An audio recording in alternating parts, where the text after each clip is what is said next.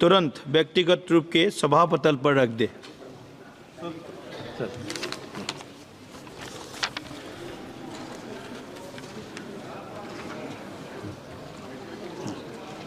अब सभा में अनुदानों की अनुपूरक मांगे।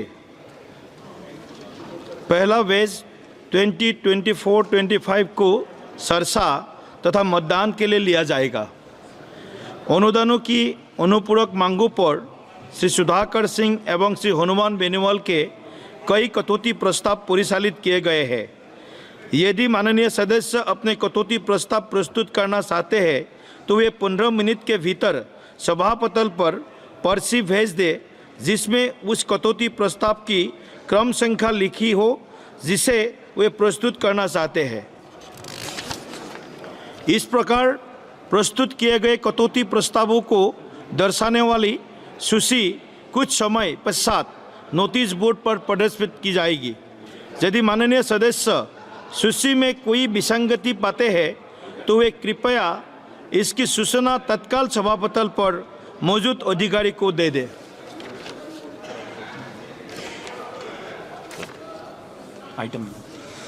Item number 14, Shri KC Venugopal ji. Thank you, Chairperson sir, for giving me an opportunity to participate in the discussion of supplementary demands of grants and appropriation bill. Sir, reality as a way of asserting itself, despite all the propaganda in the world. What is the reality of our economy, sir?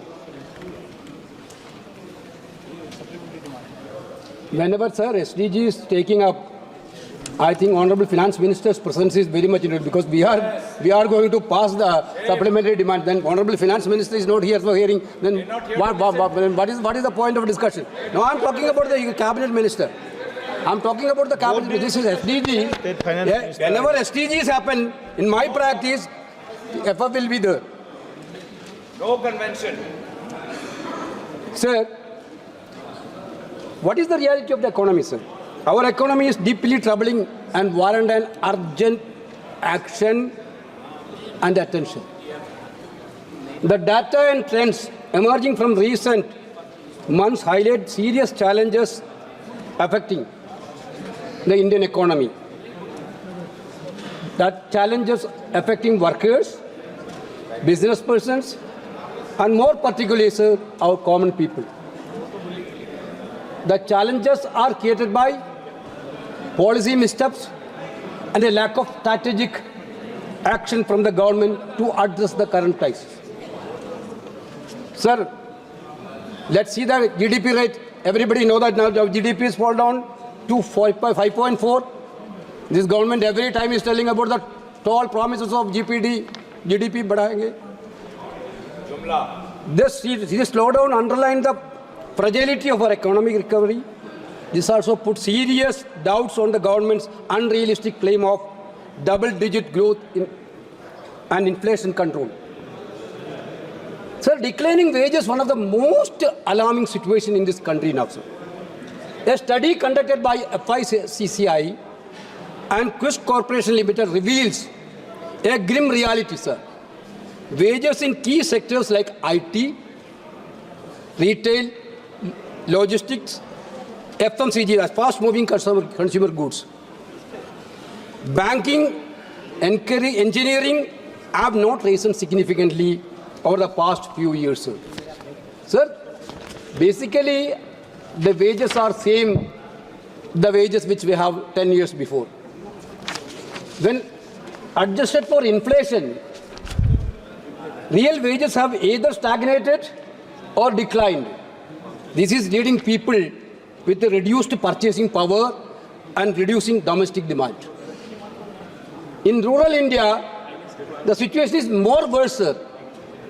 Sir, over the past 5 years, real wages have fallen by 0.4%. Agriculture wages have grown by a bigger 0.2%. For the first 5 months of this year, rural wage growth was a meager 0.5%, and in agriculture it was just 0.7%. These figures are alarming, sir. Nearly half of our workforce is engaged in agriculture. A majority of non-farm employment is informal and low-paying in our country. Even the corporate sector reflects this grim trend. Between 2019 and 2023, wage growth across major industries ranged from a meager 0.8% in engineering and manufacturing to 5.4% in FMCG. Sir, in contrast, corporate profits have multiplied, sir. Wages are come down, but corporate profit is multiplied. This is what's happening in this country nowadays. Richer people become more richer, but poor people become more poorer. There is a toxic work culture in many of the corporate companies. It's not the concern of the government also. Earlier, Hybrid Eden raised a zero over.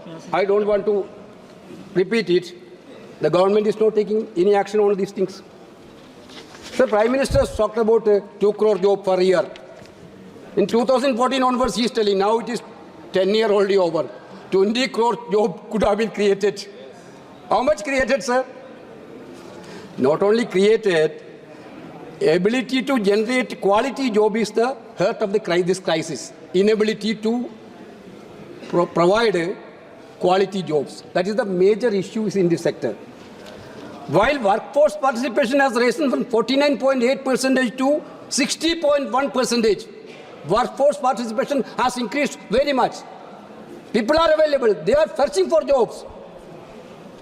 The jobs being created are neither well-paying nor productive at all. Sir, the employment rate in urban areas, unemployment rate, 6.4% during July-September. According to the government quarterly periodic labor force survey, PLFS, released last month. Sir, Honorable LOP rightly pointed out in his speech, instead of creating jobs, you are cutting the thumbs of small businesses, MSMEs, and crushing the dreams of millions of youths in the country. Therefore, the sharp share of exports of MSME specified product in all India exports in February 24 was 45.7%. That sector is completely disturbed. Sir, declining consumer confidence, sir.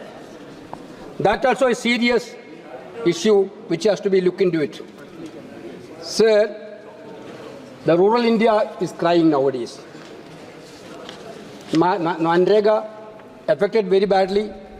I myself raised a question during the question hour about the deletion of employees in Manrega, which is not replied properly at all. Manrega is one of the best tools for encouraging the economic sector in the lower level, which is not happened so far. Sir, inflation is skyrocketing. Vegetable prices increased by staggering 42.2% in October, reaching a 57-month high vegetable prices. Edible oil prices spiked by 9.5%.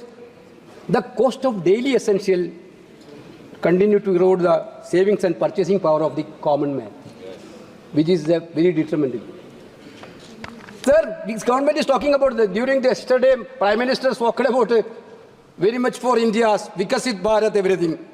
Sir, what is the poverty rate of this country nowadays? Where are we standing in the global scenario? Sir, the latest update of Global Multi-Dimensional Poverty India MPI was released last month by the United Nations Development Programme and the Oxford Poverty and Human Development Initiative, OPHL. We have 234 million people living in poverty in India, which is medium human development index, placing our country among 5 globally with the largest number of people living in poverty. They are telling about Vikasit India. Sir, attack on federalism. That every state has the right to have an equal share from the union economics budget. Now what is happening? Sir, I have the Kerala is crying every time Kerala is crying. Now they are asking for VGF for Vizhinjam port also.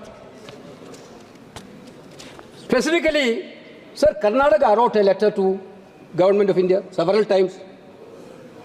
Karnataka has faced a significant financial setback, losing rupees 1,87,867 crores since 2017-18 due to the stepmotherly treatment by the central government. Sir, Karnataka's share of central taxes reduced from 4.71 in the 14 Finance Commission to 3.64. This is the same case of Kerala. This is the same case of Himachal, Telangana, other states. Wherever the opposition is ruling, government is having stepmotherly attitude. Sir, this is a very serious concern. Sir, natural calamity. Today morning also, yesterday also, member of Wayanad and other Kerala members raised about the natural calamity issue. Sir, 5 months have passed. Significant measures have been taken to create a sense of security and support for people who have lost entire families. Honorable Wayanad member narrated about that incident very emotionally.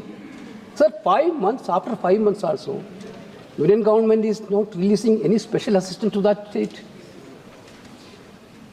We all the MPs met Amit Shah, ji, Home Minister, who is looking after this disaster management. After that, he got a letter from the Honorable Home Minister. That letter is telling, we have sent Navy, we have sent other forces. Okay. These are the common things which the central government has to do. Now, central government didn't give anything for Wayanad, special package for Wayanad. Very unfortunate. On the other hand, the government asked to settle the airlift charges rupees 130 crore 61 lakh 98,003 from the government of Kerala. One side, Honorable HM is telling that we have sent Navy, everything. That expenses of Navy, now Government of India asking from the Government of Kerala. What is this? Rent, yeah. Sir, this is very, very unfortunate, sir. No, I don't want to. Yesterday, 1 hour, 10 minutes you spoke. You not even allow us to yield, not even yield for 1 second, brother. Now, sir, I am coming for an important issue, sir. Sir, in our financial system, regulatory bodies are having a crucial role. In our country, 11 crore people are depending upon stock markets. 11 crore people. Most of them are middle income groups of this country. Sir, the Security and Exchange Board of India, SEBI, is entrusted with safeguarding the hard-earned money of the Indian middle class. Basically, SEBI constitutes under the Department of Economic Affairs, under Ministry of Finance, operates under the responsibility of the ministry to ensure the regulator's integrity. Furthermore, under the 7th schedule of the Constitution, very clear, 7th schedule of this Constitution, Government of India holds exclusive powers to regulate India's stock markets. Any lapse or misconduct within SEBI, therefore, a direct reflection on Finance Minister's role or the central government's role. Now, who is selecting the SEBI chairperson? The Department of Economic Affairs Secretary DEA, which functions under the Finance Ministry, is a part of the Financial Sector Regulatory Appointment Search Committee. Who select the SEBI chairperson? This committee is tasked with selecting SEBI's chairperson and volatile members. In means, the Finance Ministry is directly responsible for ensuring that individual with unimpeachable integrity and ethical standards are appointed to these crucial regulatory bodies. Sir, what happened on SEBI chairperson? Several serious allegations have surfaced against the SEBI chairperson, indicating a severe breach of ethical and regulatory standards. Number one, through you, sir, I am informing the House, between 2017 and 24, Mrs. Buch allegedly received over 16 crore from ICICI Bank while serving as a SEBI official responsible for regulating that bank. This amount was 5 times her salary from SEBI, presenting a blatant conflict of interest. Number two, she received 2.16 crores in rental income from entities linked to Wocket, a company under SEBI investigation. What does it mean, sir? SEBI is investigating a company, chairperson is rented that company's house. Number three, chairperson illegally traded in list security worth of 36.9 crores while holding access to unpublished price-sensitive information, a direct violation of SEBI Code of Ethics. 4. So she failed to disclose assets in Singapore and the USA between 2017 and 21, despite being obligated to do so. Payment from 6 listed entities, including $2.59 crores from the Mahindra Group, were funneled through Agora Advisory Private Limited, a company she claimed was dormant, but in which she retained a 99% stake. So despite these revelations, the finance minister neither initiated an independent inquiry nor taken any disciplinary action. Why not? Why not, sir? Why not, sir? The inaction undermines the government claim of transparency and commitment to investor confidence. Sir, I want to specify, Model Finance Minister is there, not there. I want to ask her a direct question. You know, you are an experienced member. Whenever supplementary demands grants is taken up, Honorable Finance Minister is there. Finance Minister's speech is over in the other house. No. That you are leader of the house is there already. Dadaji. Okay, 2 ministers, state ministers is sitting. I want to specifically ask the Finance Minister 6 questions. Specifically the 6 questions through you, sir. Number 1, why has the Finance Ministry not initiated any disciplinary or legal proceedings against SEBI chairperson despite clear evidence of a conflict of interest that undermines the integrity of the regulatory body?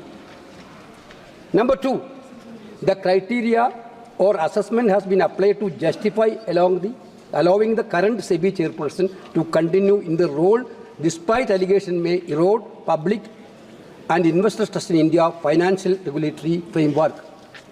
3, does the Finance Ministry acknowledge and take responsibility for the damage caused to investor confidence, both domestic and foreign, due to the lack of timely action against the SEBI chairperson in light of the serious allegations? Number 4, can the Finance Minister clarify whether the government is willing to accept responsibility for the uncertainty and volatility in the stock markets stemming from the alleged conflict of interest involving the SEBI chairperson? 5, what step does the Finance Ministry intend to take to ensure transparency and accountability in SEBI leadership, particularly in light of recent allegations that may harm India's financial ecosystem? Government is silent. Does the ministry believe that retaining a chairperson under such circumstances send the wrong signal about India's commitment to corporate governance and regulatory transparency? Sir, the Finance Minister's failure to act decisively not only tarnished the credibility of the government, but also jeopardized the national financial governance framework also, sir.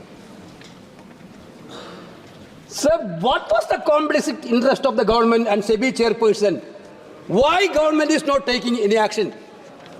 I also thoroughly think about it. And everybody in this country has the same thinking of why this much allegation came against a chairperson. Why government is not taking any action? For whom they are not taking any action? This is the question in the public domain. Why? Everybody knows that only one answer is there. Yes. One, because of one person, there is no action at all. One nation, one company. Sir, you see that. That is the whole story of the report in the public domain already is there. Sir, one biggest business group, Adani Group, for stock manipulation and accounting fraud. Their names also figured. And shockingly, SEBI chairperson and personal stakes in offshore entities used in the Adani money scandal. How she can investigate a scandal which she is a part of? This is the greatest irony, sir. Cover up. This is the greatest irony, sir. Sir, according to what this government is doing, everybody will get to rule the country. I talked about the poverty rate of this country. That is increasing day by day. People are becoming poorer and poorer. But one man getting everything in this country. Billionaire. Sir, according to the latest report, there is an Adani port or terminal every 500 kilometers along this country. This country is 7,516 kilometers long coastline. In every 500, either there is an Adani port or is a terminal. The company runs 7 airports, sir. What airports given in your... Sir, our economic policy is assets, foreign policies, everything is rooted for one man, sir. One man, everything is for. Now, sir, it is a high time.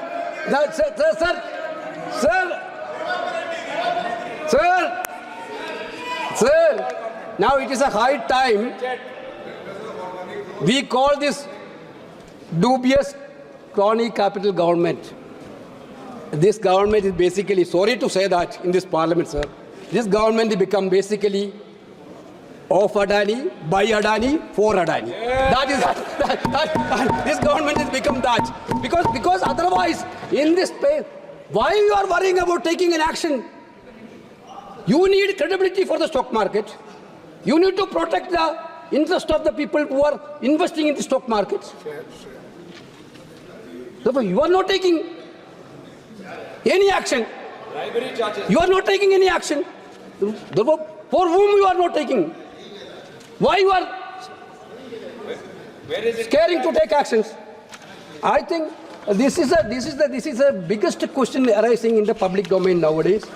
Sir, therefore we need an answer from the Honorable Finance Minister whether the Finance Minister is going to make an inquiry, either asking for the Parliament to have a JPC inquiry of all these things. We several times we asked for a JPC inquiry. JPC is headed by you people only. Now you have a majority. At least the members of the JPC has to understand what is going through in the stock market system. What is going through the SEBI's activities. I'm not questioning every member's integrity. Every individual have their own individual, that side also. But this case, for the last several months, clearly creating a doubt in the mind of the common people that why this person, even though she's having lot many allegations in the stock classes, she's trying to continue, allowing to continue. This question, I think you cannot answer now. I told earlier, for what reason? But country need an answer. This country need an answer. Because 11 crore people are investing in the system. Sir, at least have a JPC inquiry. Sir. No. Sir, this house and the public to know about that. Whether the government is going to put up an inquiry, JPC inquiry. At least give a reply. Laptop seize हो गया. Sir. I don't want to take much of your time, sir. That's why I told you. The atmosphere is feeling that this country's entire monopoly given to one individual. If somebody is attacking, somebody is bringing that issue into the public domain, you will try to abuse him. You will try to make whatever you want. Maximum defame. In your social media group, that work is going on for the last so many years. We are not worrying about that. Whenever we are questioning the person who is creating problem for our country, you people didn't allow us to make question. In this parliament also, several times we are talking about that. That name itself is removing. Why you are scaring off these things? What is your relationship? The country need to know, Kiran Rijuji, why this much importance you are giving to a particular person. You are telling, hey, Revant Reddy given back 100 crores. You don't know about that. You do not be. Revant Reddy also coming under center. If anything is there, investigate, brother. Yes. Who stopped you to investigate? Venugopal ji. If Revant Reddy, anybody is there, Please address investigate. Please address to this. You interested that also, I know that, Prahlad ji. I want you want me to say that name also. Please address to this, sir. Sir, I am concluding, sir. Sir, I am concluding, sir. Sir, I am concluding, sir. This is a discussion for supplementary demands. Government is asking money from